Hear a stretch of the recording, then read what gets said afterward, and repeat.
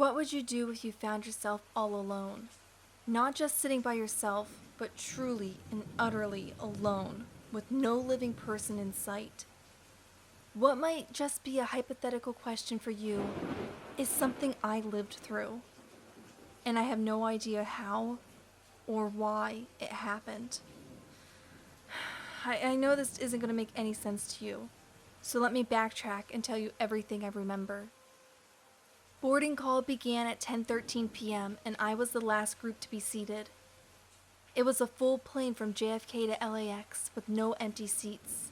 Everyone settled in sleepily, eager to take off and presumably sleep throughout the flight. We took off without a hitch and the flight was just as boring as it always is. But about halfway through, I woke up and had to use the restroom. As I was making my way down the narrow aisle, I noticed everyone was in deep slumber. While to be expected, it felt eerie. The feeling didn't last long after I got back into my seat and drifted off again. I woke up to a flight attendant shaking my shoulder. Apparently, I slept through the landing and subsequent shuffle of passengers exiting the plane. I was the last flyer to grab my overhead bag and walk down the tunnel. There were a handful of others I could see walking in front of me in the distance, and a couple flight attendants remaining behind to complete post-flight tasks. As I got closer to the airport entrance, I noticed it suddenly got incredibly quiet. It was so noticeable, I thought my eardrums were having a delayed reaction to the pressure change. But as I reached the end of the tunnel, I realized that wasn't the case. The airport was deserted. It hadn't taken me more than 30 seconds to walk the distance of the tunnel. There was no way those people in front of me could have walked through the airport in that short amount of time. The shock of the sight left me dumbfounded for a few steps. I walked to the nearby service desk and still didn't see anyone.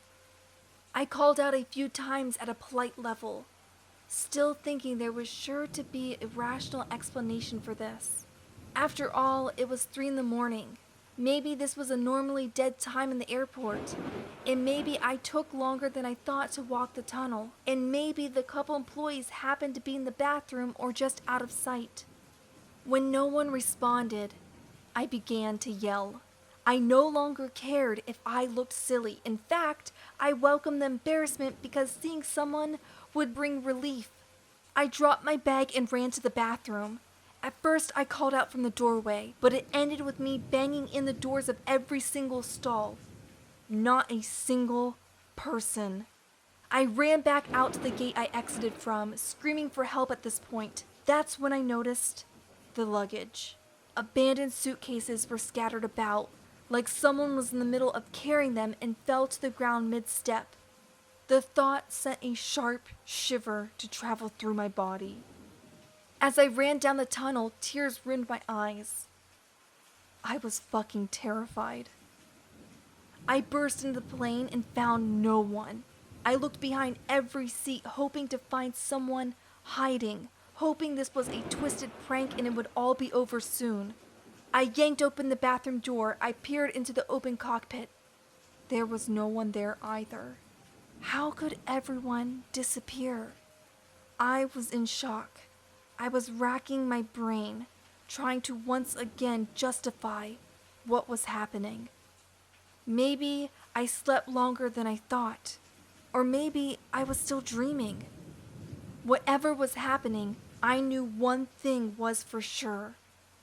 Everyone was gone, and no amount of yelling and running was going to change that. A strange feeling washed over me. It was like a primal fear. It felt like I had swallowed an entire can of seltzer water and it was expanding in my stomach. Even though my body felt weak and was clammy, I continued to walk to the elevator. The ding of its arrival created a deafening echo. Almost like my body was operating from memory, I pressed the button for the parking garage level where I parked my car. 1. Ding. 2. Ding. 3. Ding. Then I heard it. A faint, screeching noise. It was a car. As the thought registered in my brain, the elevator doors opened. I couldn't believe my eyes. There were people. A couple were waiting for the elevator I was on, and some were loading their luggage into their car, going about like nothing had happened. I was so happy I started laughing, no doubt scaring the confused bystanders. Feeling a wave of relief wash over me, I didn't even think to ask them if they had noticed it. I was in a rush to get in my car and home as fast as possible. My sense of security increased with each person and moving car I passed on the way. I wasn't crazy, and I was here. I went home and told my husband everything, numerous times over, with every detail I could recall.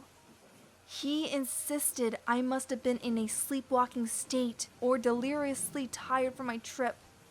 At one point, he was even convinced I must have forgotten I took a sleeping pill and was out of it for a few minutes after waking up. But I know that's not what happened. I know I did not dream it. Something happened in that airport. I don't know why it happened or how it happened or why and how it fixed itself, but for those 28 minutes, I was the only living being around. And it's a feeling I never want to experience again. Thank you guys so much for watching today's original creepypasta. If you liked it and want to help out this channel, please hit that subscribe button and give this video a big thumbs up. Also, if you'd like to check out some more creepypastas from me, click the videos on the screen and it'll take you to some more nightmare fuel. Until next time, keep up the radness and I'll see you real soon. Bye!